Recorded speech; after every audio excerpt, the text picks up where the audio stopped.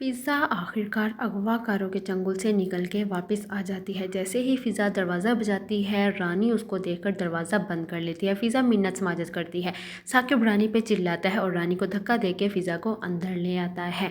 इस बात पे रानी आग बबूला हो जाती है। साकिब उसे समझाता है कि खुदा के लिए रानी चीखना चिल्लाना बंद करो, फ़िज़ा मेरी बहन है, अगर मैं उसे घर के अंदर आने नहीं दूंगा तो लोग मेरी इज़्ज़त पे थू थू करेंगे, फ़िज़ा को अंदर आने दो।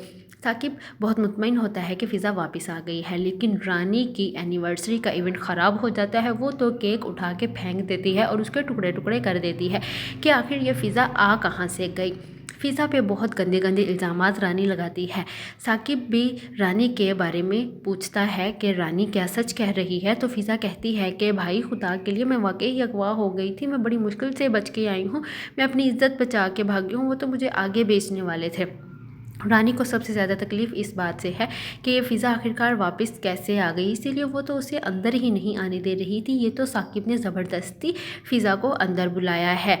और साकिब बेचारा मुतमईन होता है और टेंशन फ्री हो जाता है कि मेरी बहन घर वापस आ गई है, लेकिन वो दुनिया को क्या जवाब देगा कि कहाँ से आई है।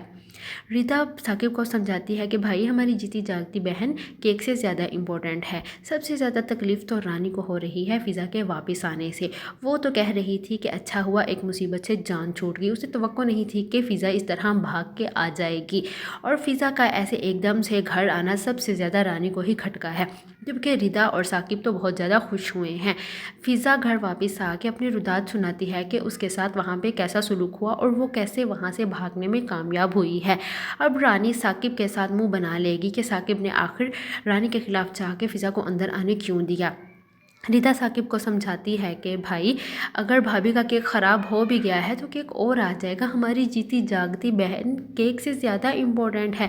आप फ़िज़ा के साथ ऐसा सलूक ना करें, वो बहुत कुछ बर्दाश्त करके आई है, आप कम से कम उसकी बात सुन तो लें।